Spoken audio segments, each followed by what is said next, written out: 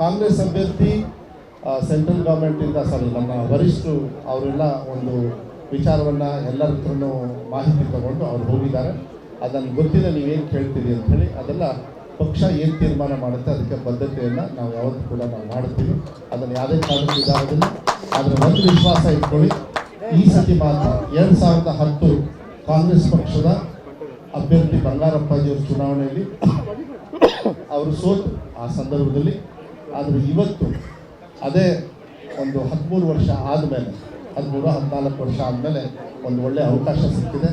ಕಾಂಗ್ರೆಸ್ ಪಕ್ಷ ಇವತ್ತು ಕಾಂಗ್ರೆಸ್ ಪಕ್ಷದ ಸೋಲಿರ್ಬೋದು, ಬಂಗಾರಪ್ಪಾಜಿಯವ್ರ ಸೋಲಿರ್ಬೋದು, ಅದನ್ನು ಕಾಂಗ್ರೆಸ್ ಪಕ್ಷದ ಅಭ್ಯರ್ಥಿ, ಅದು ಒಬ್ಬ ಅಭ್ಯರ್ಥಿ ಅಲ್ಲ, ಒಬ್ಬೊಬ್ಬರು ಕಾರ್ಯಕರ್ತರು ಕೂಡ ನಾನು ಅಭ್ಯರ್ಥಿ ಅಂತ ರೀತಿಯಲ್ಲಿ ನಾವು ಗೆಲ್ಸ್ಕೊಂಡ್ಬರ್ತಕ್ಕಂಥ ಜವಾಬ್ದಾರಿಯನ್ನು ನಾವು ತಗೊಳ್ತೀವಿ. ಆಗುತ್ತೆ.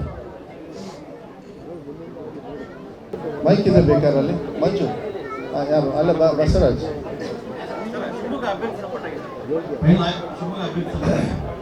ಡೆಲ್ಲಿಗೆ ಕಾಯ್ತಾ ಇದ್ವಿ. ಡೆಲ್ಲಿ ಅವ್ರು ಏನು ಫೈನಲ್ ಮಾಡ್ತಾರೆ ಅದನ್ನು ಮಾಡಬೇಕು. ನನ್ನ ಅಭಿಪ್ರಾಯನೂ ಕೂಡ ನಾನು ಹೇಳಿದ್ದೀನಿ, ಯಾಕಂದರೆ ಅದೆಲ್ಲ ಕಾನ್ಫಿಡೆನ್ಷಿಯಲ್ ಆಗಿರೋದ್ರಿಂದ.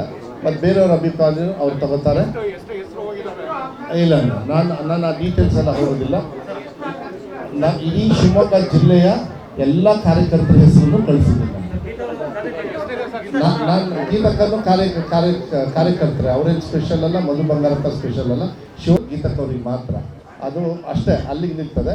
ಆದರೆ ಅಭ್ಯರ್ಥಿಗಳ ಆಯ್ಕೆ ಸಂಪೂರ್ಣವಾಗಿ ನಾವೆಲ್ಲರೂ ಕೂಡ ಸೆಂಟ್ರಲ್ ಅರ್ಜಿ ಎಲ್ಲರೂ ಹಾಕಿದ್ದಾರೆ, ಎಲ್ಲ ಕಾರ್ಯಕರ್ತರು ಹಾಕಿದ್ದಾರೆ, ಎಲ್ಲರೂ ಹಾಕ್ಯಾರ. ಅವರು ಇವರು ಅಂತ ಹೇಳಲ್ಲ, ಒಬ್ಬರು ಅಂತಕ್ಕಂಥದ್ದಲ್ಲ. ಆದರೆ ತೀರ್ಮಾನ ಸಂಪೂರ್ಣವಾಗಿ ಅವ್ರಿಗೆ ಬಿಟ್ಟಿದೆ. ಅವ್ರಿಗೆ ಬಿಡೋದು ಒಳ್ಳೇದು, ಯಾಕಂದರೆ ಪಕ್ಷ ಚೆನ್ನಾಗಿ ಸಂಘಟನೆ ಆಗಿದೆ. ಅವ್ರಿಗೆ ಬಿಟ್ಟರೆ ಒಳ್ಳೇದು ಅಂತಕ್ಕಂಥದ್ದು ಭಾವನೆ. ಅದು ಅವ್ರು ತೀರ್ಮಾನ ಮಾಡ್ತಾರೆ.